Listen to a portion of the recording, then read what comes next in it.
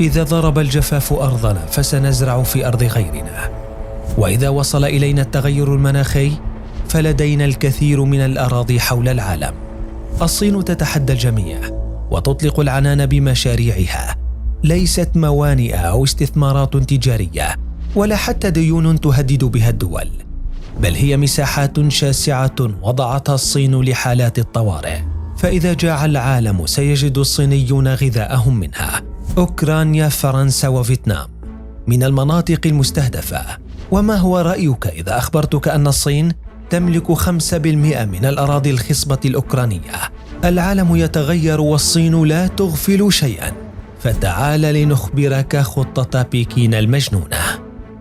وفق الترتيب العالمي فإن أوكرانيا تعتبر ثامن أكثر دولة تملك أراضٍ صالحة للزراعة بمساحة تفوق 324 ألف كيلومتر مربع، مع العلم أنها واحدة من أكثر الأراضي خصوبة في العالم، خصوصاً لزراعة القمح والشعير، والذي يعد الأكثر استهلاكاً من قبل البشرية. والصين لم تغفل تلك النقطة أبداً، فاتجهت سريعاً للأراضي الأكثر خصوبة لتستثمر فيها وتثبت نفوذها أيضاً. ولنفهم القصة أكثر سنروي لكم حكاية الأمن الغذائي الذي يهدد العالم اليوم وتتخوف منه الكثير من الدول. فمع اندلاع الحرب الروسية الأوكرانية نبهت العديد من الصحف العالمية من جوع عالمي وارتفاع هائل بأسعار المواد الغذائية، كما ذكرت بأزمة فيروس كورونا التي ضربت بقوة سلاسل التوريد وأدت لانقطاع الغذاء والبضائع عن بعض الدول، وذلك بسبب الطلب الكثيف الذي سجل حينها. أزمات متتالية جعلت جميع الدول تفكر بالحل الأنسب. فبعيداً عن المشاكل والصراعات الحالية يوجد في العالم أزمة التغير المناخي، والتي تضرب مختلف أنحاء الكوكب وتسبب بشكل متزايد بمنع الزراعة في بعض المناطق، والسبب الجفاف الذي يضرب تلك الأراضي، كما يحدث في العراق وسوريا على سبيل المثال، ما يعني أن بعض الدول ستصبح قريباً مجبرة على استيراد غذائها من الخارج، أو حتى استئجار أراضٍ خارج الحدود لتأمين الغذاء، وذلك ما تبحث عنه الصين اليوم. الحرب الأوكرانية كشفت الكثير من الخفايا، وتحديداً حول بكين الطامحة بقيادة العالم. فبعيداً عن موقفها الداعم لروسيا في الحرب ونفوذها الذي تتعاون فيه مع موسكو لمواجهة واشنطن، كشف ما يمكن وصفه بالأكثر غرابة. الصين اشترت أراضٍ صالحة للزراعة في أوكرانيا.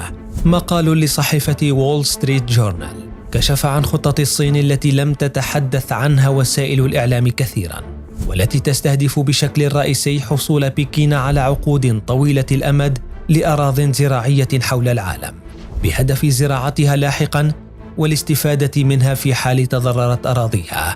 ففي أوكرانيا لوحدها اشترت بكين 9% من الأراضي الزراعية الخصبة، وذلك في عام 2013 من خلال عقد إيجار لمدة 50 عاماً. وتشير الأرقام إلى أن بكين اشترت منذ العام 2011 ما يقرب 7 ملايين هكتار من الأراضي الزراعية حول العالم. هل هذا كل شيء بالنسبة للصين؟ بالطبع لا، والخطة أكبر من ذلك بكثير. تعتبر الصين دولة بكثافة سكانية عالية للغاية، إذ يصل عدد السكان فيها إلى 1.414 مليار نسمة. 400 مليون نسمة منهم ينتمون للطبقة المتوسطة، وبطبيعة الحال فإن ذلك العدد الضخم يحتاج كميات هائلة من الطعام يومياً. وفي ذات الوقت تعاني أراضيها الصالحة للزراعة من العديد من المشاكل، مثل التصحر والفيضانات، بالإضافة لهجرة شباب الريف نحو المدن، ما يزيد من احتمالات الأمن الغذائي لديها عاماً بعد عام. لذلك اتجهت الصين خارج الحدود بحثاً عن الحل المنشود، خصوصاً أنها باتت تستورد كميات ضخمة من الذرة والحبوب في آخر السنوات، والتي تدفع ثمنها مبالغ طائلة للغاية.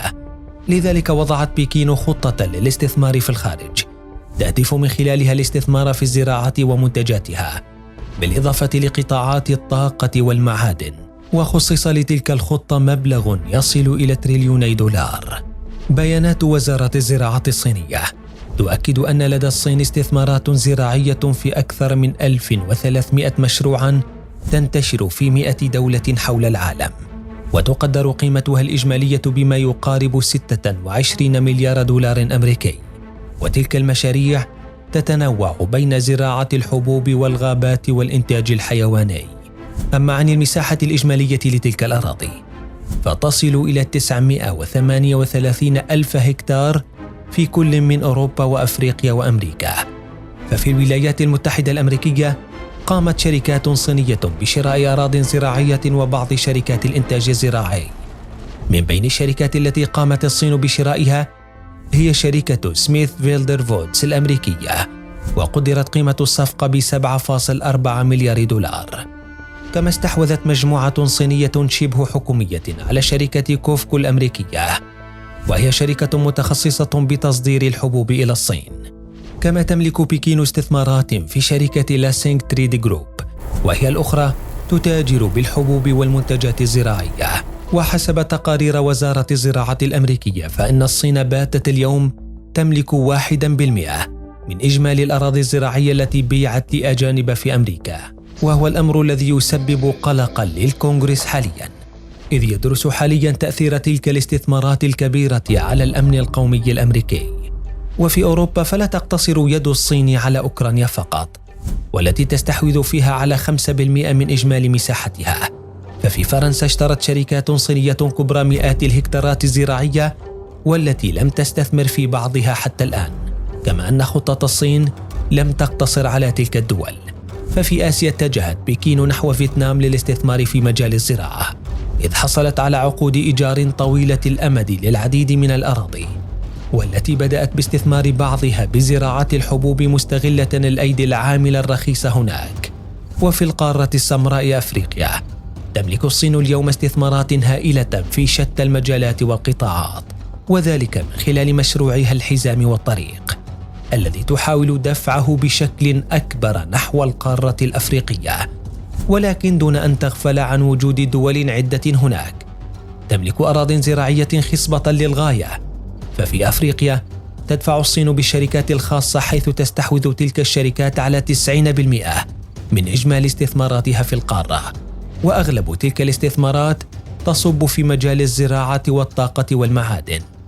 ولكن بلغة الأرقام، هل بدأ انهيار الأمن الغذائي في الصين حقاً لتذهب ل100 دولة حول العالم بهدف الزراعة؟